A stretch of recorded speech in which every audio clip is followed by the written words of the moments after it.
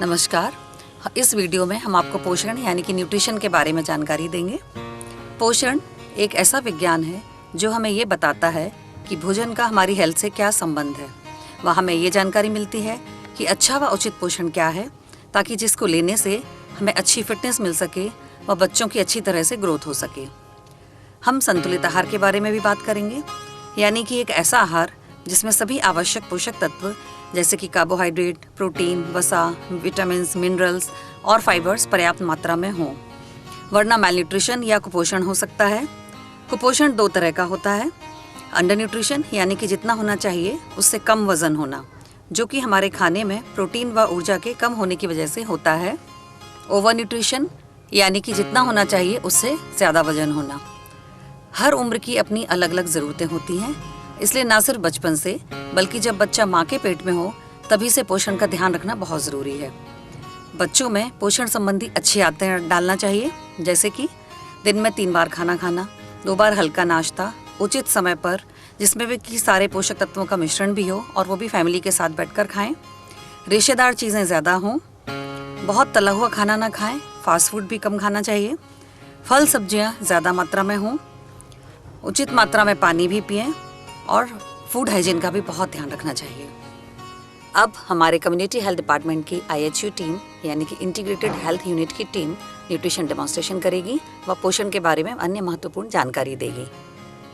मैं आपको कार्बोहाइड्रेट के बारे में बताऊंगी। कार्बोहाइड्रेट हमें किन किन चीज़ों से प्राप्त होता है, जैसे कि गेहूँ, सूजी और दलिया। ये सभी चीज़ें गेहूँ से बनाई जाती हैं। और गेहूँ हम किस किस प्रकार से ले सकते हैं। गेहूँ की हम रोटी खाते हैं, गेहूँ का हम दलिया बना के खा सकते हैं। सूजी से हम सूजी का हलवा, सूजी का पोहा, ओट्स हम दूध में डाल के बना के खाते हैं। गेहूँ से हम पराठा और ब्रेड, रस, बिस्किट्स, ये सभी प्रकार की चीज़ें हम गेहूँ से बनी हुई खाते हैं। जैसे कि चावल रखा है, चावल से भी हमें कार्बोहाइड्रेट प्राप्त होता है। चावल भी हमारे खाने में पाया जाता है। चावल हम किस किस प्रकार से खाते हैं। खिचड़ी बना के खाते हैं, खीर बना के खाते हैं, दाल के साथ भी हम खाते हैं, इडली भी बना के खाते हैं। और हमारे सामने ये रखा है मक्का, कॉर्नफ्लेक्स। तो कॉर्नफ्लेक्स ये मक्के के दाने से बनता है और इसको हम नाश्ते में खाएंगे दूध के साथ, तो हमें पूरे दिन की ऊर्जा मिलती है कार्य करने के लिए। केला, जैसे केला रखा है, केले से भी हमें ऊर्जा प्राप्त होती है और केले को हम केले शेक बना के पी सकते हैं, दूध में फेंट के पीते हैं। केला हम ऐसे भी खाएं तो हमें बहुत एनर्जी प्राप्त होती है। आलू हमारे सभी सब्जियों में पाया जाता है और आलू से भी हमें ऊर्जा प्राप्त होती है रोज़मर्रा के काम करने के लिए। प्याज को वैसे हम सोचते हैं कि ऐसे ही साइड से खाते हैं, पर प्याज हम हर चीज़ में हमें ये ऊर्जा प्राप्त करती है, कार्बोहाइड्रेट इससे प्राप्त होता है हमें। और चीनी से भी हमें ऊर्जा प्राप्त होती है।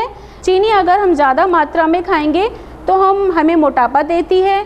तो इसलिए मैं आपको बता रही हूँ कि इसको कितना हमें सही मात्रा में चीनी को लेना चाहिए। जैसे कि गुड़ है, गुड़ भी हमें कार्बोहाइड्रेट देता है। गुड़ की मात्रा भी हमें उतनी ही उचित मात्रा में लेना चाहिए जितना हमारे शरीर को ज़रूरत है। नमस्कार, आज मैं आपके सामने फैट्स के बारे में कुछ बताऊंगी। फैट्स मतलब वसा, चिकनाई। जैसे कि फैट्स क्या क्या होते हैं, मक्खन होता है, तेल होता है, घी होता है, और तरह की भी चिकनाई होती है, जैसे कि मलाई में होती है, चीज़ में होती है। तो वो खाने में हमें कैसे लेनी है, जैसे कि कमज़ोर बच्चे होते हैं उनके खाने में हमें कम से कम 1 या 2 चम्मच ज़्यादा डालें, जिससे कि उन्हें अच्छे से ऊर्जा प्राप्त हो। गो फूड्स होते हैं जैसे कि उन्हें चलने में शक्ति प्रदान हो। लेकिन जो BP और शुगर के मरीज़ होते हैं उनका वज़न ज़्यादा ना बढ़ जाए, इसलिए उनको कम फैट्स लेना है और वो आगे चल के दिल के मरीज़ ना बन जाए। नमस्ते, मैं सिस्टर शशि तुम्हें ग्रो फूड के बारे में बताऊंगी।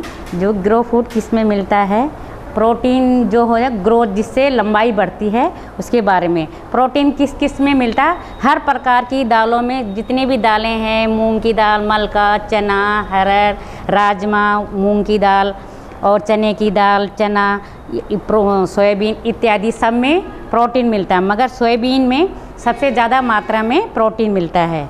और हम दूध से बने सभी पदार्थ, दूध, दही, दूध, पनीर, इनमें भी प्रोटीन मिलता है। अंडा, मीट, मच्छी इत्यादि, इनमें भी प्रोटीन की मात्रा काफ़ी अधिक मात्रा में मिलती है।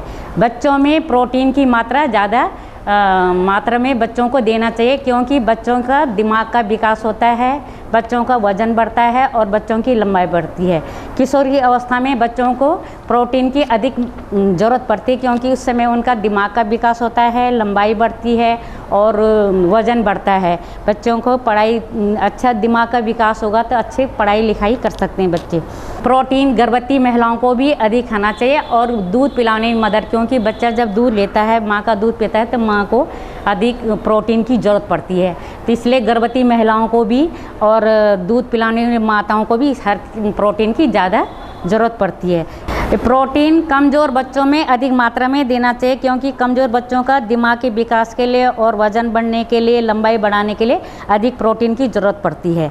ऐसे जिनको खासतौर से लंबी बीमारी हो, टीबी के मरीज हों, और इनको भी प्रोटीन की अधिक मात्रा की ज़रूरत पड़ती है, उन्हें भी प्रोटीन अधिक देने की ज़रूरत देनी चाहिए।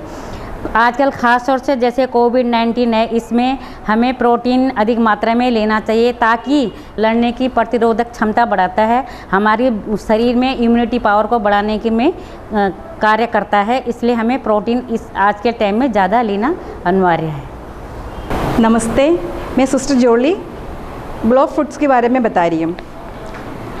विटामिन्स और मिनरल्स से सारे सब्जियाँ और फलों में मिला जाता है।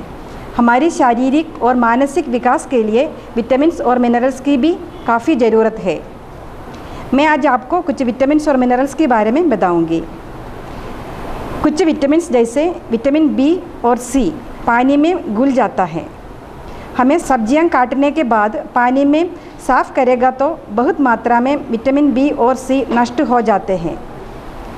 पहले विटामिन ए, हमारी आँखों की रोशनी के लिए और त्वचा के लिए विटामिन ए बहुत ज़रूरी है।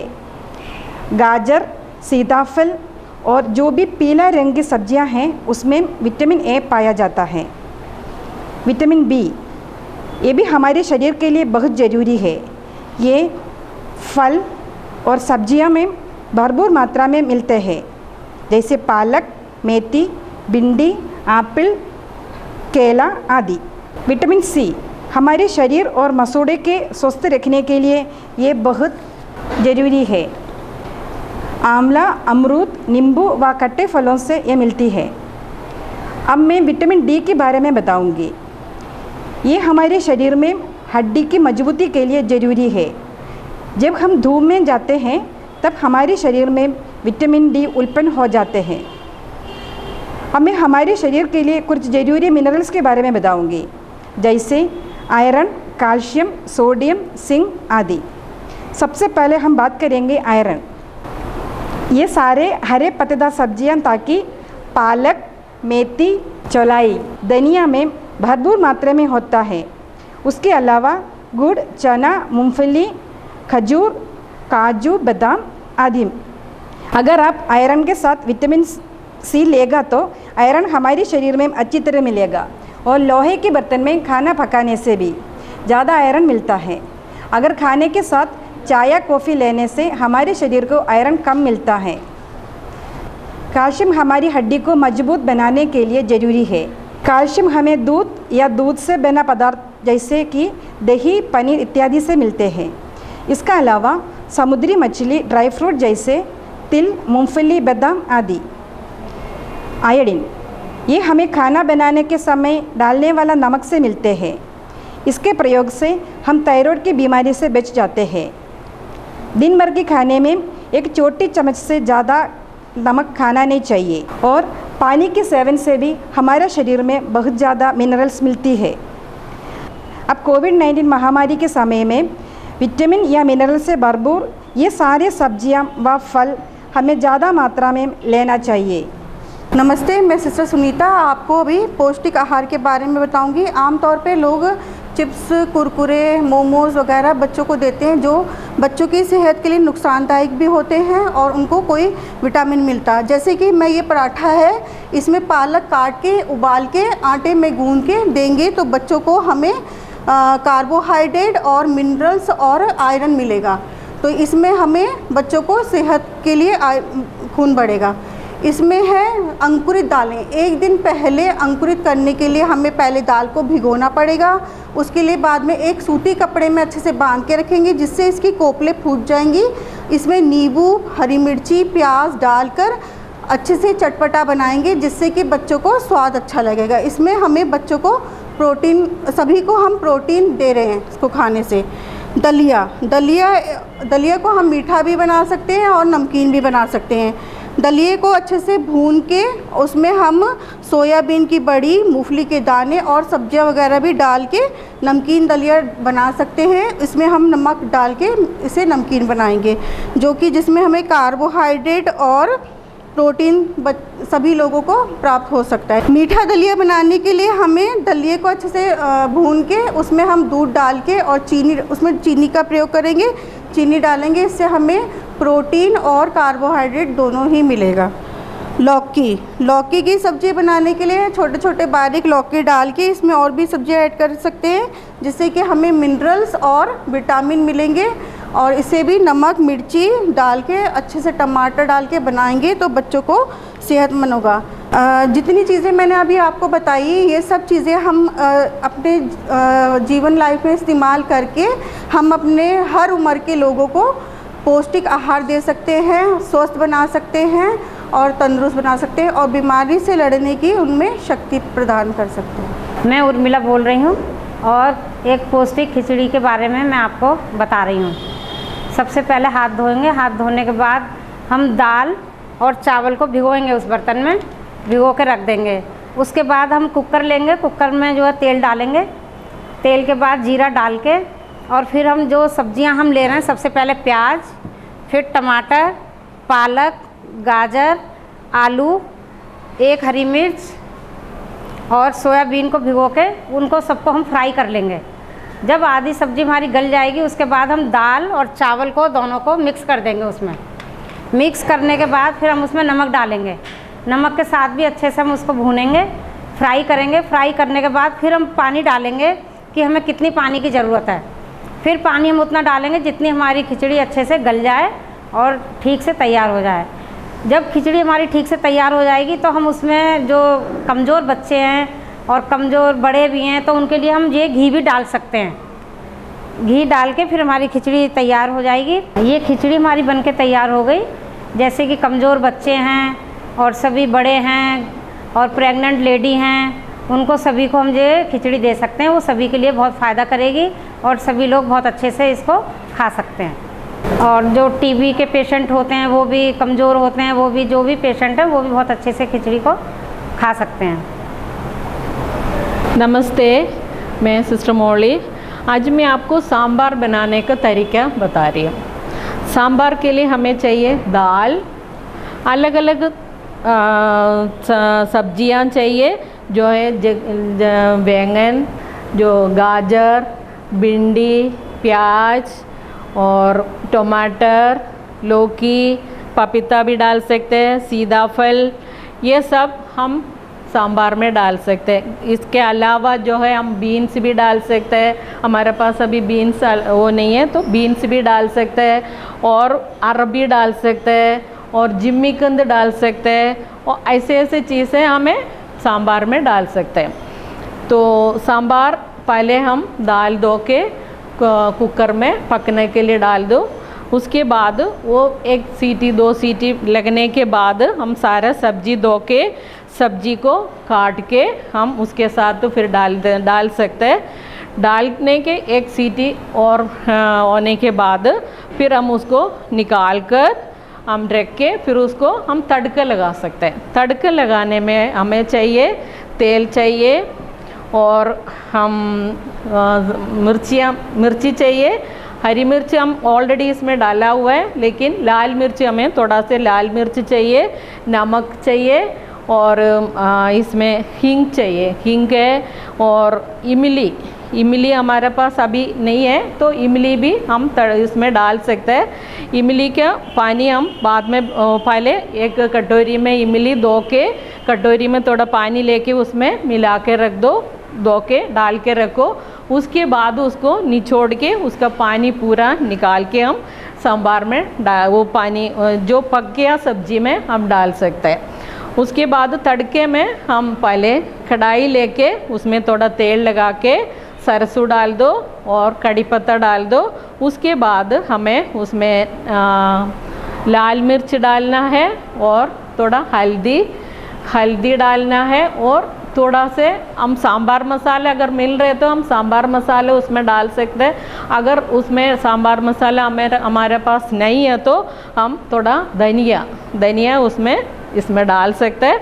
डाल के उसको अच्छा से काला नहीं होना चाहिए, थोड़ा सा भूनना है। भून के फिर उसको हम जो पानी हमने ऑलरेडी जो बना के रखा हुआ था इमली का पानी, वो भी इसमें डाल सकते हैं। अगर नमक हम टेस्ट करके देखो, अगर नमक उसमें नहीं आए तो हम थोड़ा से और नमक और डाल के उसको अच्छा से बना सकते हैं। और हमारा सांभर ऐसे रेडी हो गया। तो सांभर ये सांभर हमें चावल के साथ इस्तेमाल कर सकते हैं। सभी लोग चावल तो बनाते हैं घर पे, उसके साथ देखो ये कोई बच्चा तो हमारे घर पे सब्जी वगैरह खाते नहीं है, उस बच्चे के लिए ये ऐसे सांभर बनाया तो बहुत फ़ायदेमंद है। बच्चा वो सब्जी का हिस्सा भी बच्चे को मिल जाएंगे, जो बच्चे को जो मिलना है प्रोटीन्स मिल जाएंगे, मिनरल्स मिल जाएंगे, विटामिन्स मिल जाएंगे, और हम इसमें तेल भी डाल रहे तो उसको फैट भी मिल जाएंगे। कार्बोहाइड्रेट के लिए कार्बोहाइड्रेट तो हमें आलू से भी मिल रहा है, ये सब चीज़ें हमें इसमें सांभर में मिल जाता है। तो ऐसे हम घर में उसके चावल के साथ खा सकते हैं और इडली के साथ खा सकते हैं और डोसा के साथ भी खा सकते हैं, रोटी के साथ भी हम ये खा सकते हैं। नमस्ते, मैं सिस्टर मोली रॉय। आज हम बैलेंस डाइट जाकि पौष्टिक आहार के बारे में मैं आपको बता दूंगी। ये हम अभी देखो ये पिरामिड में हम देखो आपका ये सबसे ज़्यादा हिस्सा कौन सा है, तो ये देखो सब हम सारे अनाज हम सबसे ज़्यादा खाते हैं, तो इसलिए सबसे ज़्यादा में ये कार्बोहाइड्रेट हमें अनाज से मिलता है, या कि रोटी है, चावल है, गेहूँ है, जौ, ये सब कुछ हमें ये अनाज से मिलता है। तो अनाज हमें कार्बोहाइड्रेट के लिए बहुत ज़रूरी है, ठीक है। तो इससे ये हमें 55 to 65% हमारा शरीर के जो ज़रूरत है वो इसमें से हमें मिलना ज़रूरी है, ठीक है। उसके अलावा हम दूसरे पार्ट में आ गया तो हमें पूरा सब्जियां और फल और सब्जियां हमें उसके बाद हमें बहुत ज़रूरत है। सब्जियां में और फलों में हमें विटामिन्स और मिनरल्स मिलता है। ये हमें आज का कोविड का टाइम है, कोविड का टाइम में भी हमें ये खाने से हमें इम्यूनिटी, हमारे शरीर के लिए जितना इम्यूनिटी ज़रूरत है वो सारा हमारे शरीर के लिए मिल जाता है। तो इसलिए हमें सब्जियां और फलें खाना बहुत ज़रूरी है। आजकल ये महामारी बहुत फैल रहा है, तो इसलिए हम हर एक व्यक्ति अपने अपने खाने में सब्जियां और फल खाना बहुत ज़रूरी है। तीसरा, ये हमें हर खाने में ज़रूरत है। उसके बाद हमें जो है दूध और दूध से बना हुए चीज़ें और मांस, मच्छी और दालें, इसमें से हमें प्रोटीन्स ज़्यादा मिलता है। ये प्रोटीन्स के लिए प्रोटीन्स भी हमें बढ़ने के लिए हमें हमारे हर शरीर का बढ़ोतरी के लिए हमें प्रोटीन्स बहुत ज़रूरी है। तो प्रोटीन्स ये दालें हम हर तरफ से दालें हम खा सकते हैं। दाल हर चीज़ में दाल में भी हमें जो हमें हमारे शरीर में जो ज़रूरत है इम्यूनिटी, दाल से भी हमें बहुत ज़्यादा मिल जाता है। तो इसलिए ये वाला पार्ट जो है दूध और दूध से बने हुए चीज़ें और मांस, मच्छी, अंडे और दालें, ये भी हमारे शरीर के लिए इस कोविड टाइम में हमें बहुत ज़रूरी है।